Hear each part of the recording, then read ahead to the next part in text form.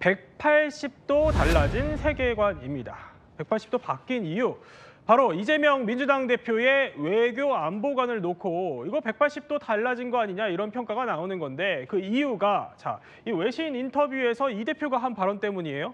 맞아요. 보통은 이재명 대표 하면은 굉장히 반일 이미지 혹은 친중 이미지 이게 강했는데 그제 공개된 영국 이코노미스트 인터뷰 내용을 보면 이렇게 말합니다. 한일 관계가 지금 적대적이지 않으니까 이 일본의 국방력 강화가 한국에 위협이 되지 않는다. 그러면서 지정학적 현실을 고려할 때도 한미일 협력 지속에 이의가 없다. 이러면서 일본과의 관계를 강조를 했습니다.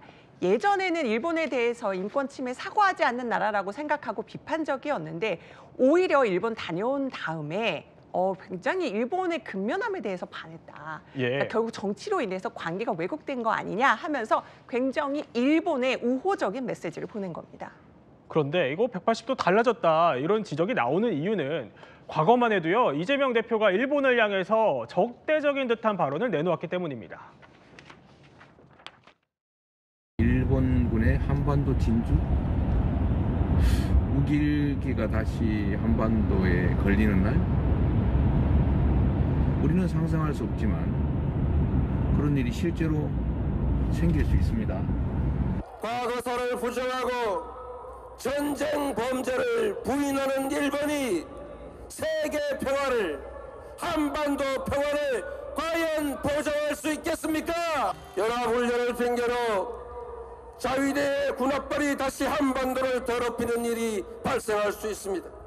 일본이 드디어 넘어서는 안 될 선을 넘었습니다. 인류에 대한 도발이고 태평양 연안국가를 향한 전쟁을 선포한 것입니다. 맞서 싸워야겠지요. 인류는 이번 일본의 조치를 인류에 대한 환경범죄 그리고 일본을 환경전범 국가로 다시 규정할 것입니다. 일본의 이런 폐악질을 김기웅 대변인. 그러니까 재작년까지만 해도 보면은 뭐 일본은 정성국이다라는 발언을 비롯해서 이렇게 반일 감정을 좀 거침없이 드러냈었는데 최근 들어서 좀 기류가 달라졌다. 왜 그렇다고 보세요? 아무래도 마음이 콩밭에 있기 때문에 아닙니까? 콩밭이요? 어디인가요? 조기 대선을 염두에 두고 뭔가 중도층 우클릭을 하고 있는 것 같은데요. 제가 하나의 영화를 추천해드리고 싶은 게 있어요. 뭐냐면 나는 내가 지난 여름에 한 일을 기억하고 있다. 안다. 그겁니다. 그게 뭐냐면 국민들은 다 알고 있습니다. 이재명 대표가 지금 우리가 다 봤지만 기록에 남는 거 아닙니까? 본인의 지금 입장을 바꾼다고 해서 말을 바꾼다고 해서 이재명 대표의 과거를 다 바꿀 수는 없습니다. 그러니까 과거라는 건 어떤 거냐면 본인의 이력이 다 쌓이는 거잖아요.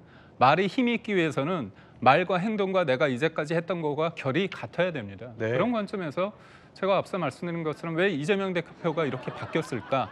국민을 위해서? 아닙니다. 국민을 위해서가 아니라 내가 대통령 되기 위해서 이게 전략상 맞다고 보는 거잖아요. 그렇다면 국민들은 그런 생각을 할 수 있어요. 이 사람이 유불리에 따라서 언제든 바뀔 수 있겠구나. 정치인한테 신뢰라는 게 얼마나 중요합니까? 그런 측면에 있어서 저는 지금의 행보에 있어서 국민들의 시선은 그다지 곱지 않을 것이다. 이렇게 봅니다. 뭐 마음이 콩밭에 가 있다. 일각에서는 또 조기 대선을 염두에 둔 거 아니냐. 이렇게 여권에서는 주장을 하시는데 이렇게 달라진 이유에 대해서 어떻게 보시는지도 궁금하고 실제로 이게 좀 조기 대선을 염두한 속내가 있는 거 아니냐에 대해서 어떻게 좀 보세요?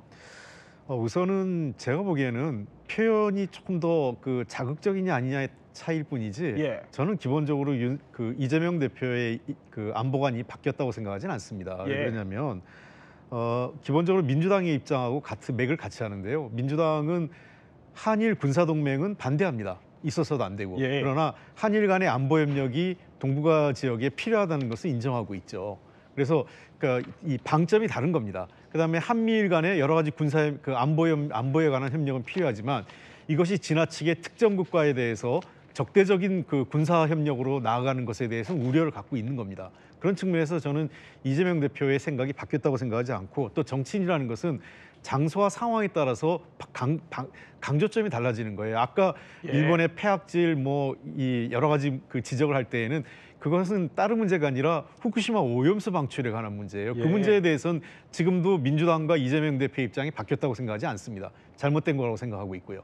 그런 측면에서 그 강조점과 방점이 장소나 상황에 따라 다른 거지. 그리고 지금의 표현이 그 과거에 좀 더 직접적이었다면 지금 훨씬 더 외교적으로 세련된 발언으로 이전하고 있는 것 같아요. 그런 예. 측면에서 저는 어찌됐든 과거에도 그렇고 지금도 그렇고 책임 있는 지도자, 그 어떤 대통령이나 또는 그 정당의 대표되는 분들은 외교적 발언을 했을 땐 굉장히 조심해야 된다. 이거는 뭐 꼭 대통령을 염두에 두고 있어서 대선을 염두에 둬서가 아니라 외교라는 건 그렇거든요. 그래서 그러한 발언들 하나하나 조심스러워야죠. 예컨대 윤석열 대통령이 지난번에 그 부정선거 얘기를 하면서 갑자기 중국 음모론을 얘기했는데 예. 어떤 근거도 제시하지 않았어요. 그런 것들도 대표적으로 저는 외교적으로 앞서 나간, 그러니까 외교적으로 있을 수 없는 발언들이다 이렇게 보입니다.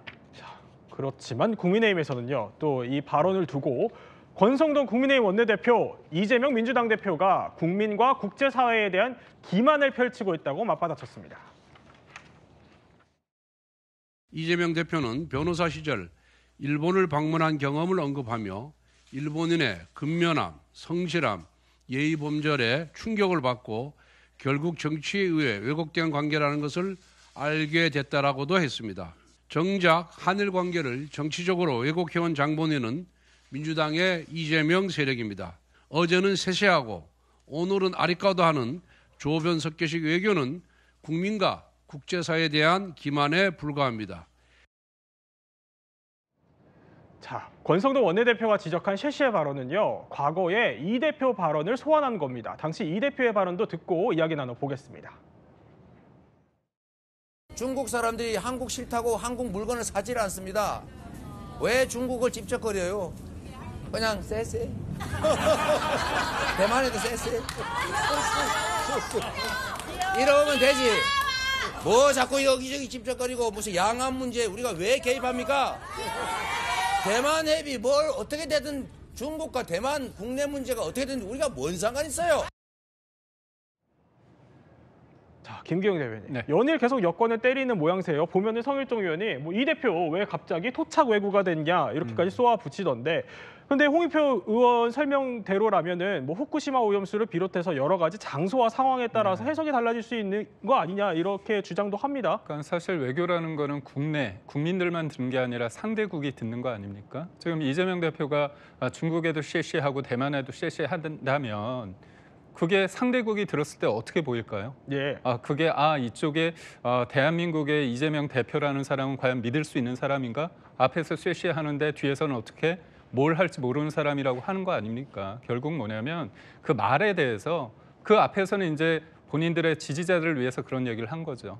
그 말의 무게감과 그 확장성 그런 부분에 대해서 신중하지 못한 거고요. 무엇보다도 저게 본인이 어떤 단순한 생각이 아니라 본인의 저 깊은 심연에서 나오는 것이기 때문에 더 위험하다고 저희가 생각하는 겁니다. 네.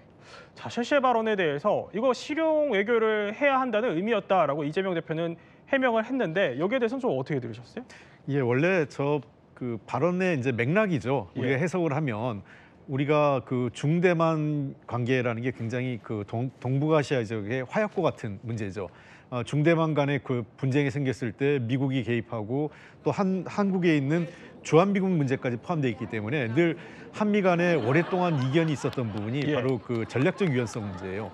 중대만 관계에서 한미 연합군이 그 어떻게 할 거냐 하는 문제죠. 근데 현재 한미 상호 방위 조약에 따르면 한미 상호 방위 조약은 양국의 본토가 공격당할 때만 협력하게 돼 있어요. 그러니까 대만에 문제가 생겼을 때 가야 되는 그 법적 근거, 조약의 근거는 없는 겁니다. 근데 미국은 이제 그걸 활용하고 싶은 거죠. 그런 측면에서 이재명 대표가 중대만 문제에 우리가 개입해야 될 이유는 없는 거냐라는 그 실용적 측면을 강조한 건데 다소 이제 표현이 좀 더 자극적이다 보니까 그에 대한 비판을 이제 직접 그 단어 몇 개를 갖고 비판하는 건데요. 저는 전략적 유연성 문제에 대해서는 우리가 자칫 중대만 관계에 그 중대만의 분쟁에 우리가 그 끌려들어갈 이유는 없지 않느냐 이 발언이 이 내용이라고 생각합니다.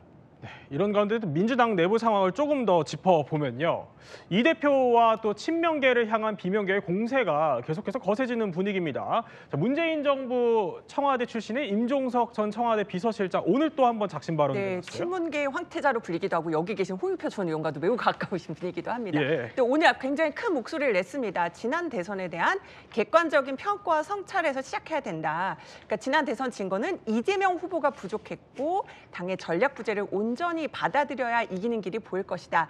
그러면서 이런 얘기를 하더라고요. 과거에 김대중 노무현 문재인 전 대통령 같은 경우는 네. 충청에서 압승을 했는데 왜 이재명 후보는 충청에서 졌을까? 그러면서 지금까지도 그 대선 패배를 문재인 정부 탓을 한다 이러면서 오늘도 이재명 대표 일극 체제를 강하게 비판을 했습니다. 근데 정무수석 지냈던 전병헌 새미래 민주당 대표도 이번에 좀 네, 또 비슷한 맞아요. 발언을 내놨어요. 네, 이재명 그 대표가 문재인 전 대통령 만나고 왔을 때 이 예. 통합과 포용이 필요하다는 덕담을 원론적으로 했는데 이재명 대표가 당 통합 잘한다는 발언은 없었는데 왜곡한 거 아니냐 예. 이런 식으로 이제 반격을 했는데요.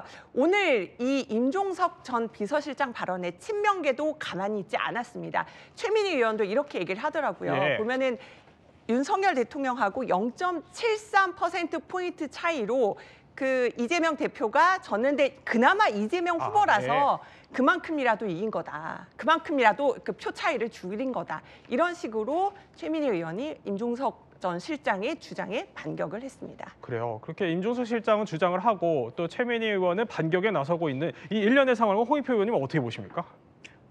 참 지금 불필요한 논쟁을 하고 있다 이렇게 보입니다. 민주당 내에서.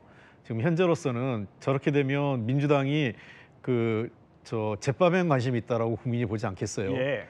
지금 국민들께서는 굉장히 불안하고 경제도 어렵고 빠른 시일 내에 지금 비상계엄부터 시작된 이런 여러 가지 정치 상황을 빠른 시일 내에 안정시키고 그다음에 민생 경제가 좀 잘 돌아갈 수 있도록 추경이라도 빨리 하든가 뭔가 정치권이 합의해서 뭔가 조치가 필요한데 민주당이 그런 생산적인 논쟁보다는 저렇게 제살 깎아먹기 논쟁을 할 필요가 없다 저는 생각을 합니다. 그런 측면에서 논쟁을 해야 될 때와 하지 말아야 될 때가 있는데 지금 좀 불필요한 논쟁을 하고 있다 생각을 하고요. 좀 더 생산적인 논쟁으로 갔으면 좋겠습니다.